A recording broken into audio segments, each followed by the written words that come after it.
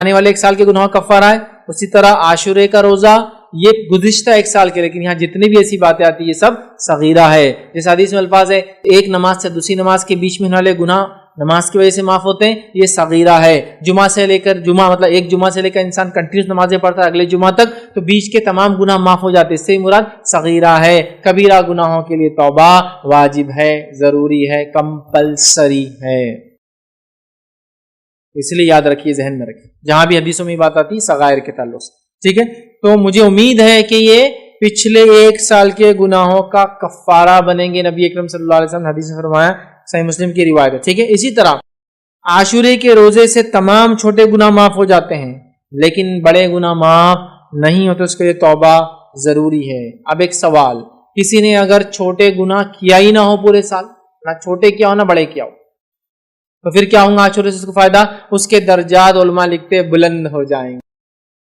چھوٹے بھی گناہ نہیں کیا، بڑے بھی گناہ نہیں کیا، اس کے درجات بلند ہو جائیں گے. یاد. اسی طرح اگر کسی نے چھوٹے گناہ نہیں کیا ہو اور بڑے ہے اس کے اکاؤنٹ میں، تو علماء لکھتے ہیں انشاءاللہ عزیز ان بڑے گناہوں کے شدت میں انشاءاللہ اللہ تخفیف کریں گا.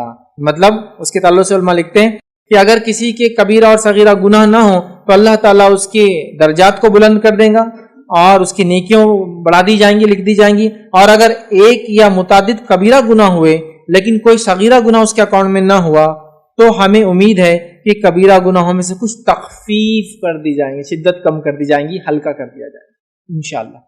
ٹھیک، تو بہرحال تو کسی نے اگر صغیرہ کیا نہ ہو نیکی ملیں گی، درجات بلند ہوں گے، اور کبیرہ ہو صرف اکاؤنٹ میں، صغیرہ نہ ہو تو انشاءاللہ تخفیف کی امید کی جا سکتی ہے انشاءاللہ. ٹھیک، یہ 6ٹھی فضیلت. آئیے 7ویں فضیلت اور آخری فضیلت جو اس مہینے کی وہ کیا ہے وہ بھی رکھتا ہوں گے. یوم عاشورہ اللہ تعالیٰ کے عظیم دنوں میں سے ایک دن ہے.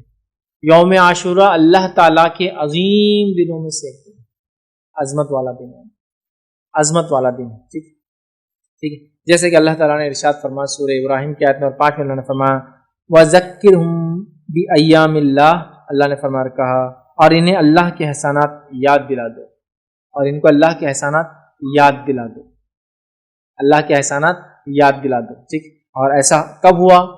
یہ احسان ہم کیسے یاد کر سکتے ہیں؟ یہ عظیم دنوں میں سے اللہ تعالیٰ نے اس دن موسیٰ علیہ السلام کی قوم کو فرعون سے نجات دی تھی. تو 10 جو محرم ہے، جو یہودی اس دن روزہ رکھتے تھے، جن کی مخالفت میں اللہ کے رسول صلی اللہ علیہ وسلم نے روزہ رکھا، وہ کیوں رکھتے تھے؟ کیونکہ اس دن